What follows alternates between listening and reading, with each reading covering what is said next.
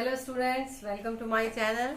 आज हम लोग लेक्चर में जो एक्सरसाइज 12.8 का रिमेनिंग पोर्शन है वो आज करेंगे क्वेश्चन नंबर 9 से। क्वेश्चन नंबर 8 तक हम पिछले लेक्चर में कर चुके हैं और इस लेक्चर में हम क्वेश्चन नंबर 9 से लेके अब इस एक्सरसाइज के बाद ये चैप्टर फिनिश हो जाएगा। बहुत लेंदी था ये चैप्टर जो था, ठीक है। तो आई होप कि अभी तक जो भी इस चैप्टर के क्वेश्चंस किए हैं वो आपको समझ में आ गए होंगे, और यदि कहीं कोई डाउट है तो प्लीज़ आप लोग कमेंट सेक्शन में लिख सकते हैं। ओके, तो स्टार्ट करते हैं क्वेश्चन नंबर 9 से। क्वेश्चन नंबर 9 में बोला है कि a factory has 3 machines A, B and C producing 1500, 2500 and 300 bulbs per day respectively. Machine A produces 1.5% defective bulb, machine B produces 2% defective bulb and machine C produces 2.5% defective bulb. At the end of the day, a bulb is drawn at random and it is found to be defective. What's the probability that this defective bulb has been produced by machine B? मतलब एक factory है जिसमें A, B and C machine है, तो इसको मान लेते हैं इवेंट E1, ये इवेंट हुआ E2 और ये इवेंट हुआ E3, ठीक है। तो सबसे पहले टोटल प्रोडक्शन कितना हो रहा है? टोटल प्रोडक्शन कितना हो रहा है? 1500 प्लस 2500 प्लस 3000, तो ये आ गया 7000 टोटल प्रोडक्शन हो रहा है, ठीक है। उसमें से जो मशीन ए है वो कितना कर रहा है? 1500 और मशीन बी 2500 है ना। तो प्रोबेबिलिटी ऑफ इवन मतलब मशीन ए की probability, production for machine A divided by total production, तो ये आ जाएगा 15/70। सिमिलरली PE2 निकालेंगे तो production by machine B and total production, तो ये आ गया 25/70। सिमिलरली PE3 निकालेंगे, प्रोडक्शन बाय मशीन सी और डिवाइडेड बाय टोटल प्रोडक्शन, तो इसमें भी तीनों जीरो नहीं काटना है क्योंकि डिनोमिनेटर सेम रहेगा। अब बोला है और ए मान लेते हैं डिफेक्टिव बल्ब, डिफेक्टिव प्रोड्यूस, ठीक है। तो हम निकालेंगे PA/E1। कहने का मतलब मशीन ए के द्वारा जो डिफेक्टिव प्रोड्यूस निकला है उसका परसेंटेज कितना है? 1.5%, 2% एंड 2.5%। ये हो जाएगा 1.5%, दैट इज 1.5/100। और मशीन बी के द्वारा जो डिफेक्टिव प्रोड्यूस निकला है वो 2%, दैट इज 2/100। और मशीन सी के द्वारा जो डिफेक्टिव प्रोड्यूस निकला है वो 2.5%, दैट इज 2.5/100। तो आपको निकालना है कि यदि रैंडमली एक बल्ब सेलेक्ट करते हैं और वो डिफेक्टिव निकलता है तो हमको प्रोबेबिलिटी निकालना है कि वो मशीन बी से प्रोड्यूस हुआ है। इसका मतलब आपको निकालना है PE2/A निकालना है। कहने का मतलब डिफेक्टिव बल्ब निकालना है जो मशीन बी से प्रोड्यूस हुआ है। तो E2 क्या है? बी मशीन की प्रोबेबिलिटी इवेंट है, तो ये हो जाएगा PE2 PA/E2 divided by PE1 PA/E1 plus PE2 PA/E2 plus PE3 PA/, तो ये आ जाएगा PE2/A is equal to PE2, that is 25/70 into PA/E2 2/100 divided by 15/70 into 1.5/100 plus 25/70 into 2/100 plus 25/70 और ये आया 30/70 इंटू 2.5/100, तो आपको मिल जाएगा PE2/A मिल जाएगा आपको। सॉल्व करेंगे तो 50 ये आ जाएगा 22.5 प्लस 50 प्लस 75, तो ये आ जाएगा 50/,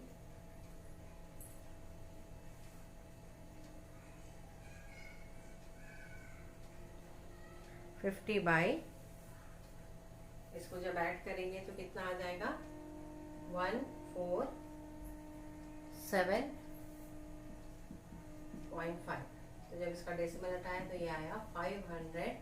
इसको जब जोड़ेंगे तो ये 5 ठीक है, और ये 7 ठीक है, और ये 14 ठीक है, तो 1475, तो डायरेक्ट 25 से काट रही हूँ मैं, तो ये आ जाएगा 25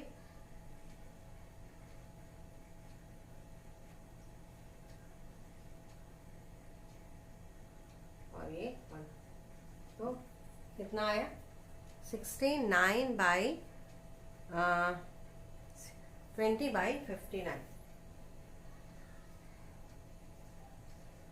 हाँ, तो ये आ जाएगा 20/59, ये आपका आंसर आ गया। इस तरीके से क्वेश्चन नंबर 9 हो गया। अब आ जाते हैं क्वेश्चन नंबर 10 में। क्वेश्चन नंबर 10 में बोला है कि there are three coins, one is two-headed coins, another is biased coin that comes up heads 75% of the times, and third is an unbiased coin. तो one is two-headed coin, मतलब even है जो उसमें दो two-headed coin है, और E2 event है जो biased coin है, जिसमें हेड आने की प्रोबेबिलिटी कितनी है, इसको लिख सकते हैं बायस्ड कॉइन, और E3 है अनबायस्ड कॉइन। ठीक है, तो टू-हेडेड कॉइन मतलब इसमें दोनों तरफ एड वही आएगा, मतलब PE1 कितना आ जाएगा 1 आ जाएगा, क्योंकि प्रोबेबिलिटी 1 होगी, क्योंकि दोनों तरफ हेड है, तो आप कभी भी टॉस करेंगे तो हेड ही आएगा, तो उसकी प्रोबेबिलिटी 1 है। और PE2 बायस्ड कॉइन है, और इसमें जो हेड आने की प्रोबेबिलिटी है वो 75% है, मतलब 75/100। ठीक है, और PE3 है अनबायस्ड कॉइन है, मतलब या तो हेड आएगा या तो टेल आएगा, है ना, क्योंकि दो ही फेस होते हैं, तो इसकी प्रोबेबिलिटी 1/2। इसको काट देंगे तो ये आएगा 3/4। ठीक है, अब आगे बोला है कि one of the three coins is chosen at random and tossed, it shows head, then what is the probability that it was the two-headed coin? ठीक है, इसका मतलब क्या हुआ कि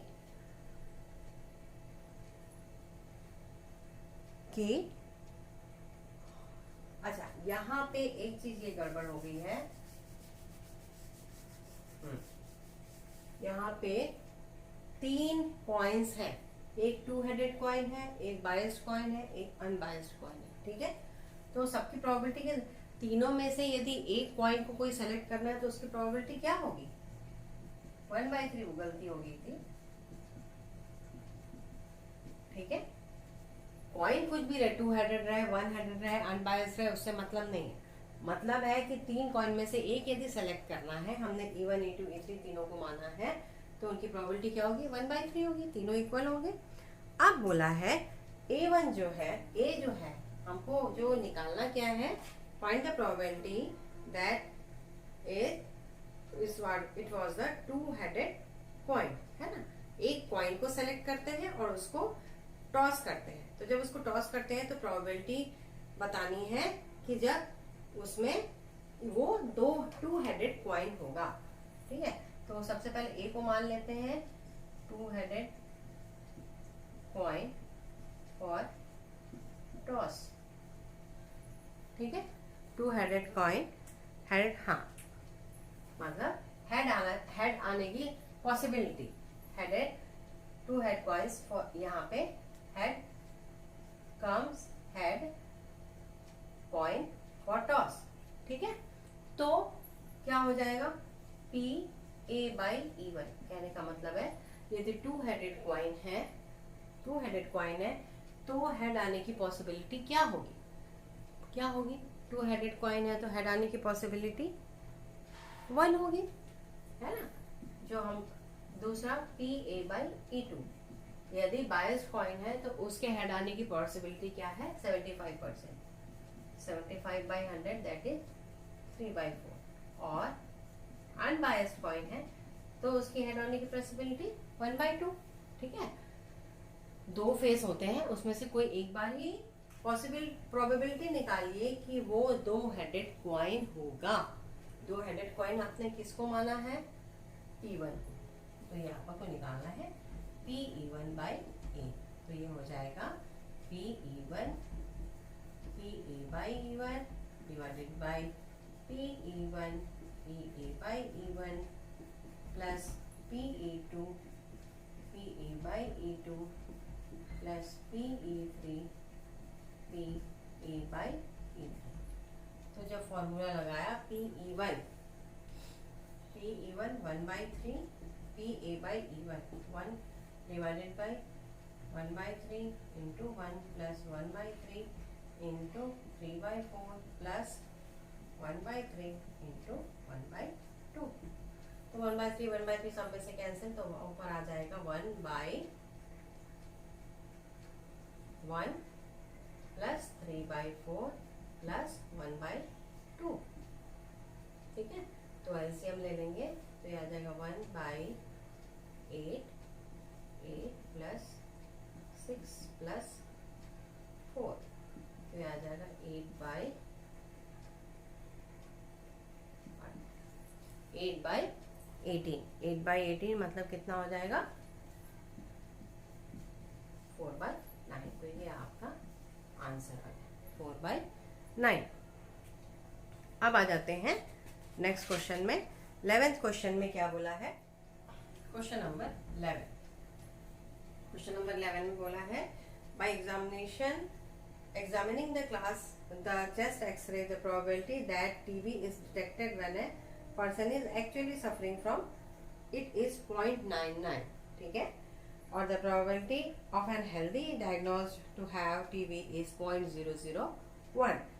In a certain city, 1 in 1,000 people suffer from TB. A person is selected at random and is diagnosed to have TB. What is the probability that she actually had TB? ठीक है, तो इसमें जो है क्वेश्चन में कि दो condition हो सकती हैं।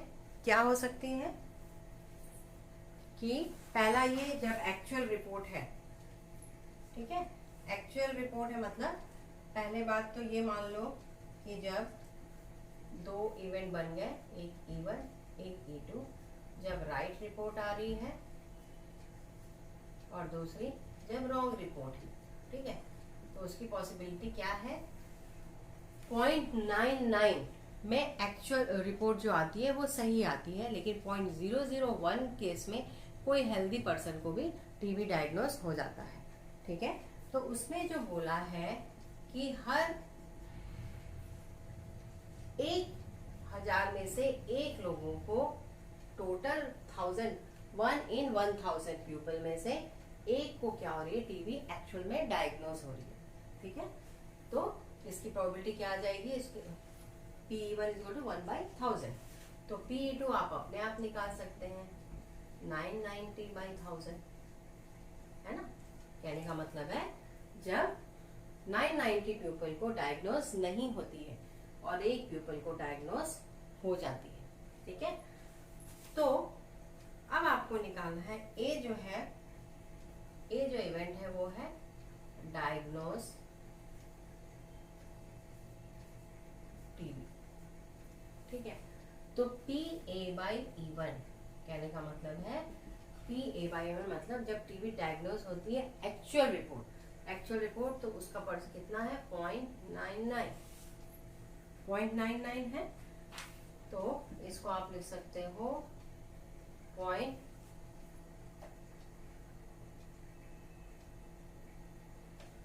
इसको ले सकते हो 99/100 और PA/E2 जो है वो दिया हुआ है 0.001, दैट इज 1/1000। ठीक है, तो आप क्या करोगे, या इसको एक काम कर सकते हैं, यहाँ पे एक जीरो बढ़ा के यहाँ पे एक जीरो बढ़ा सकते हैं।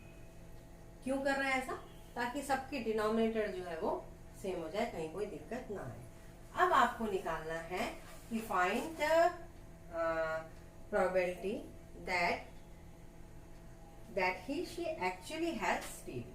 मतलब आपको निकालना है P/E1/A, मतलब टीबी डायग्नोज हो रहा है और वो रिपोर्ट सही है।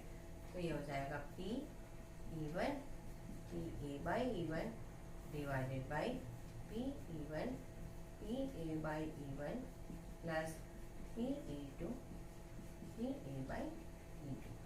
तो यहाँ पे P/E1/A इज इक्वल टू हो जाएगा P/E1 1/1000 into A/E1 990 divided by P/E1, value सारी पुटअप कर रहे हैं, प्लस P/E2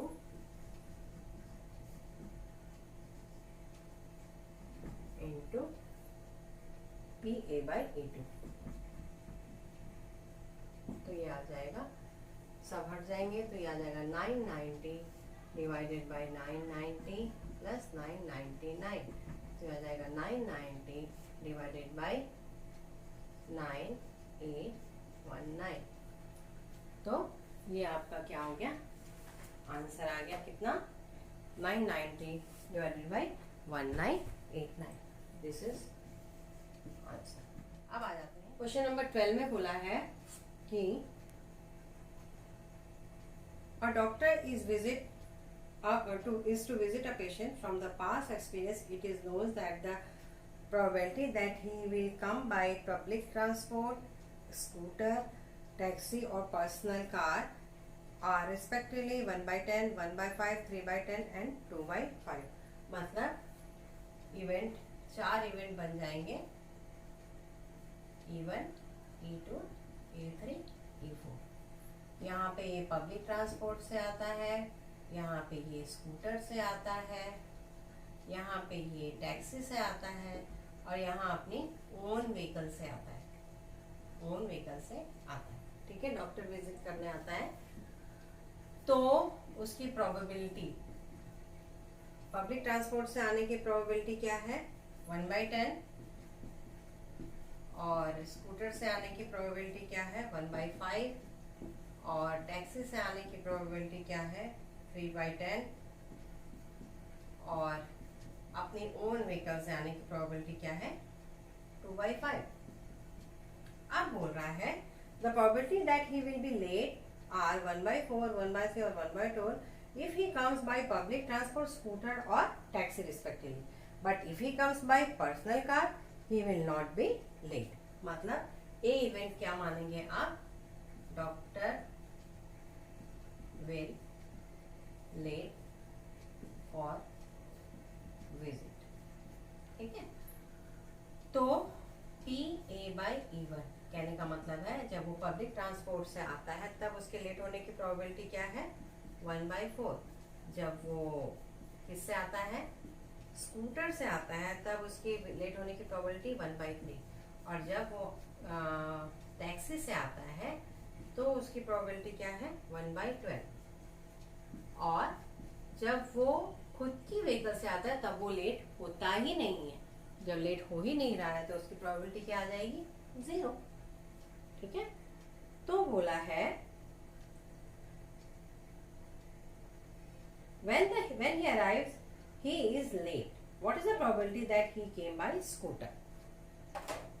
तो आपको निकालना है P स्कूटर, स्कूटर से किसका E2 इवेंट है तो E2/A आपको, मतलब यदि वो विजिट के लिए पहुंच रहा है और वो लेट पहुंच रहा है तो हमको प्रोबेबिलिटी फाइंड आउट करना है कि वो तो क्या प्रोबेबिलिटी होगी कि वो स्कूटर से पहुंच रहा है। तो E2/A निकालना है तो PE2 PA/E2 divided by P E one P A by E one plus P E two P A by E two plus P E three P A by E three plus P E four P A by E four. अब value put कर दीजिए 1/5 into 1/3 divided by 1/10 into 1/4 plus 1/5 into 1/3 plus 3/10 into 1/12 plus इसको तो 0 ले लो, है ना, तो ये आ जाएगा 1/15 और ये आ जाएगा 1/40 प्लस 1/15 प्लस 3/100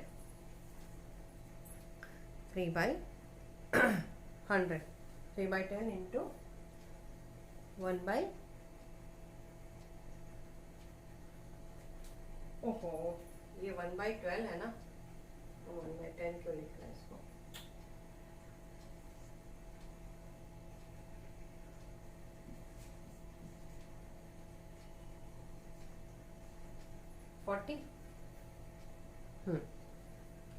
तो जब इसको एलसीएम लेंगे तो 600 आएगा, 120 एलसीएम आया तो आ गया 3 प्लस 8 प्लस 3 तो 1/15 इंटू 120/40 तो ये 15, हाँ तो ये कैलकुलेट होके कितना आ जाएगा,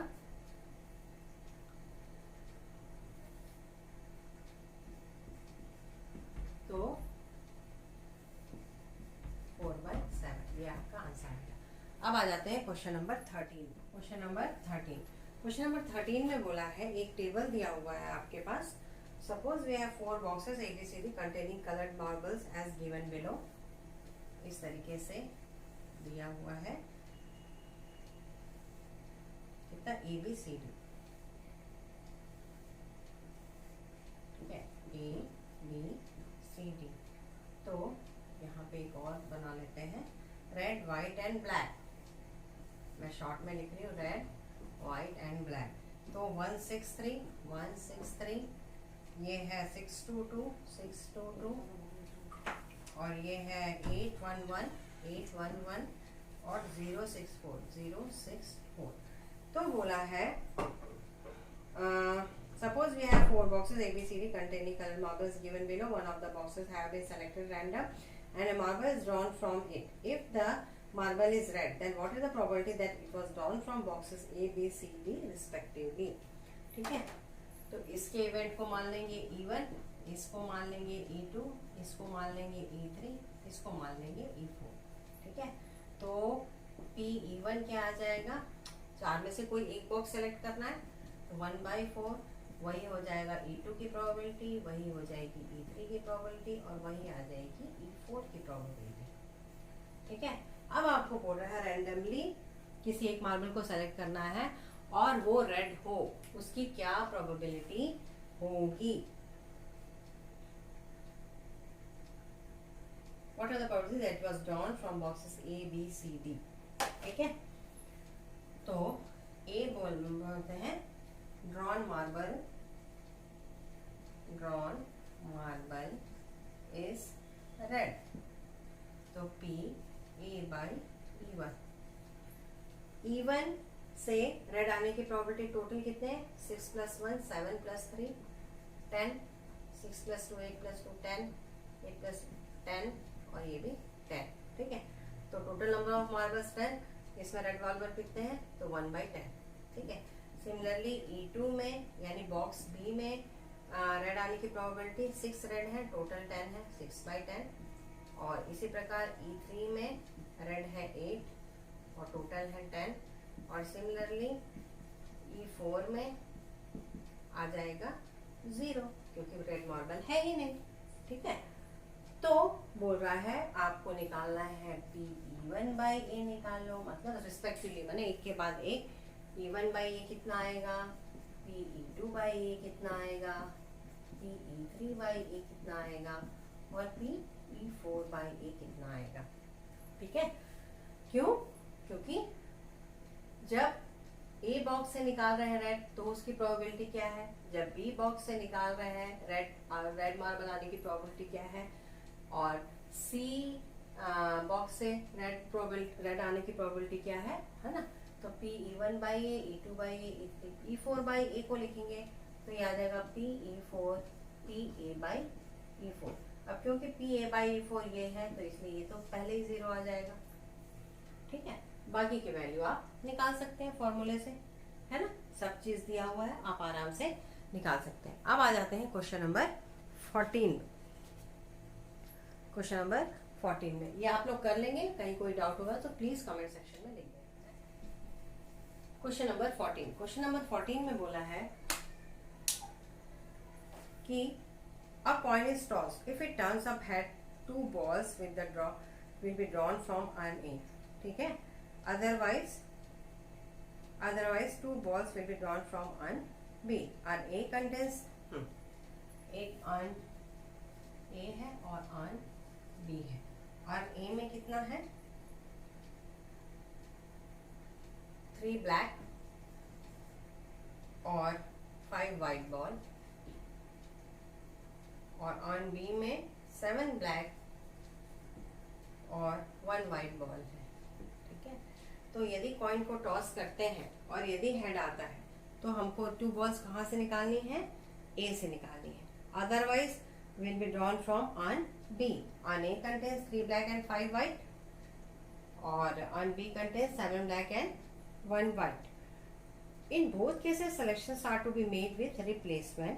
What is the probability that an A is used given that both the balls are drawn are black?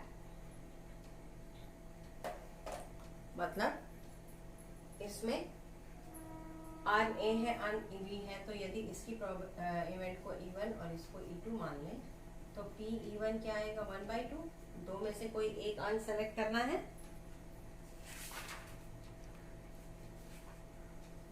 दो में से कोई एक अन सेलेक्ट करना है, और तो पी ई वन 1/2 हो जाएगा और पी ई टू भी क्या हो जाएगा 1/2। ठीक है, अब क्या बोल रहा है कि यदि कॉइन को टॉस करते हैं तो हेड आता है तो अर्न ए में से 2 बॉल सेलेक्ट करना है। तो आपको प्रोबेबिलिटी निकालनी है ड्रॉन 2 balls are black। ठीक है, तो पी ए बाई E1 मतलब ड्रॉन बॉल दोनों ब्लैक हो यदि अर्न ए से बॉल निकाली जा रही है। तो टोटल नंबर ऑफ बॉल्स कितनी है, 8 है, और ब्लैक बॉल कितनी है, 3 है। ठीक है, अब विथ रिप्लेसमेंट बोला है, मतलब एक बार निकालने के बाद क्या करना है, उसको फिर से डाल देना है। तो क्या हो जाएगा, ये फिर अगेन 8 हो जाएगा और ये फिर 3 हो जाएगा, तो ये हो जाएगा 9/64। Similarly P A by E2, P A by E2 मतलब दोनों बॉल ब्लैक हो और किसमें से निकाला जाए, वो किसमें से निकाला जाए, ऑन बी में से निकाला जाए। तो ये हो जाएगा 7/8 विथ रिप्लेसमेंट है तो इसलिए 7/8, तो ये आ गया 49/64। 49/64। अब आपको निकालना क्या है कि find the probability that urn is used given that both the balls drawn are black. मतलब आपको निकालना है ब्लैक बॉल आने की प्रोबेबिलिटी। तो जो अर्न ए से आए तो E1/A आपको निकालना है, मतलब दोनों बॉल ब्लैक हो और किसमें से निकाला जाए, अर्न ए से निकाला जाए। तो वही formula PE1 PA/E1 divided by PE1 PA by E1 plus PE2 PA by E2। तो इसको सॉल्व करेंगे तो ये आ जाएगा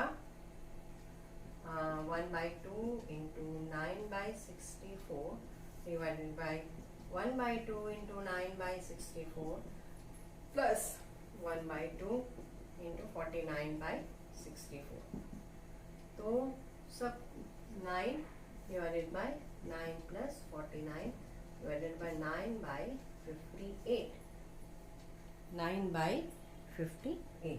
तो ये आपका आंसर है। Question number 15, this is the last question of this exercise. Question number 15 में बोला है अ card from a pack of 52 card is lost, मतलब एक कार्ड 52 कार्ड का जो बंच होता है उसमें से गुम गया है। From the remaining cards of the pack 2 cards are drawn and are found to be hearts, find the probability of the missing card to be hearts. सीधा सा क्वेश्चन है कि 52 जो कार्ड्स होते हैं उसमें से एक कार्ड गुम गया है और जो बचे हुए कार्ड हैं उसमें से दो कार्ड निकाला जाता है और वो हार्ड है। ठीक है, तो आपको प्रोबेबिलिटी निकालना है कि मिसिंग कार्ड भी हार्ड का था।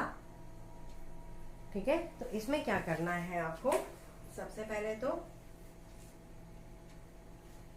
इवन इवेंट मान लेंगे, मिसिंग कार्ड हार्ड है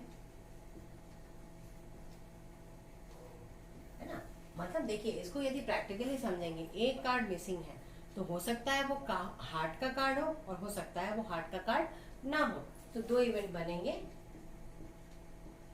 कि मिसिंग कार्ड हार्ट हो और missing card other than heart. ठीक है, अदर देन हार्ट हो। तो P इवन क्या बनेगी कंडीशन, मिसिंग जो एक कार्ड है वो क्या हो, टोटल में से 52 कार्ड में से हार्ट का हो। और PE2 क्या बन जाएगा, बाकी जो बचे हुए हैं। हार्ट के कितने कार्ड होते हैं, हार्ट के 13 कार्ड होते हैं। ठीक है, तो यदि बोल रहा है कि वो हार्ट का कार्ड नहीं है तो PE2 इवेंट में बाकी बचे हुए कितने कार्ड, 39। तो ये बन जाएगा 39/52। और यहाँ P1 में 1 नहीं 13, क्यों, क्योंकि हार्ट के कार्ड कितने होते हैं, 13 होते हैं। ठीक है, तो या तो मिसिंग कार्ड हार्ट का है तो 13/52 और मिसिंग कार्ड हार्ट का नहीं है तो बाकी जो बचे हुए कार्ड होंगे वो होंगे तो 39/52। ठीक है, अब आप जो ए इवेंट मानोगे वो क्या मानोगे, ए इवेंट क्या मानोगे कि 2 हार्ट जो कार्ड हम निकाल रहे हैं वो दोनों हार्ट के कार्ड हों। क्या बोला है क्वेश्चन में, find the probability drawn are found to be hearts. ठीक है, जो दो कार्ड रैंडमली जो बचे हुए 51 कार्ड है उसमें से निकाला जा रहा है वो दोनों कार्ड हार्ट के हैं। तो आपको प्रोबेबिलिटी निकालना है कि मिसिंग कार्ड जो है वो हार्ट का था। ठीक है, तो जो ए इवेंट बनेगा, जो दो कार्ड आप रैंडमली निकाल रहे हो वो हार्ट के कार्ड है। तो PA/E1 क्या होगा, कहने का मतलब है दो हार्ट के कार्ड है यदि मिसिंग कार्ड भी हार्ट का था। ठीक है, मिसिंग कार्ड भी हार्ट का था तो क्या होगा, एक कार्ड निकल गया तो बचे हुए कितने कार्ड है, 51 और एक कार्ड हार्ट का निकल चुका है। तो अब कितने कार्ड बच गए, 12 कार्ड बच गए, क्योंकि एक ही कार्ड घुमा है। तो यदि हार्ट का कार्ड है बाकी तो 12 कार्ड बच गए और उसके बाद फिर एक और निकाल रहे हैं कार्ड, तो मतलब टोटल नंबर ऑफ कार्ड 50 हो गए और अब बचे हुए कितने कार्ड हो गए, 11 हो गए। क्योंकि क्या निकालना है प्रोबेबिलिटी आपको, दोनों हार्ट के कार्ड हैं जब मिसिंग कार्ड हार्ट का था। तो एक कार्ड जब मिस हो गया हार्ट का तो अब कितने बचे, 13 कार्ड होते हैं हार्ट के, तो पैक कितने बच गए, 12 बच गए और टोटल नंबर ऑफ कार्ड 51 बच गए क्योंकि एक कार्ड तो हट गया। अब दूसरा जब कार्ड निकालेंगे तो ये भी कम हो जाएगा, ये भी कम हो जाएगा। अब आपको जो निकालना है PA/E2। इसमें क्या मतलब है, मिसिंग कार्ड हार्ट का नहीं था, मिसिंग कार्ड हार्ट का नहीं था, तब जो दोनों कार्ड हार्ट के आएंगे मतलब 51/30। 13 कार्ड होते हैं हार्ट के। आपको बोल रहा है कि मिसिंग कार्ड हार्ट का नहीं था, तो 13 के 13 कार्ड हार्ट के हैं। और आपके जो नंबर ऑफ कार्ड से, क्योंकि एक मिसिंग हो चुका तो टोटल नंबर ऑफ 51, और एक निकल चुका है तो 50 और ये 12। आई थिंक यहाँ पे कोई डाउट नहीं होना चाहिए। ठीक है, बस अब आपको जो निकालना है वो निकालना है कि यदि दोनों कार्ड हार्ट के हैं तो आपको प्रोबेबिलिटी निकालना है कि मिसिंग कार्ड हार्ट का था, मतलब P(E1/A) आपको निकालना है। आपके क्वेश्चन में यही बोला है कि यदि दोनों जो कार्ड निकाले जा रहे हैं वो हार्ट के हैं तो आप प्रोबेबिलिटी निकालोगे तो मिसिंग कार्ड भी हार्ट का था।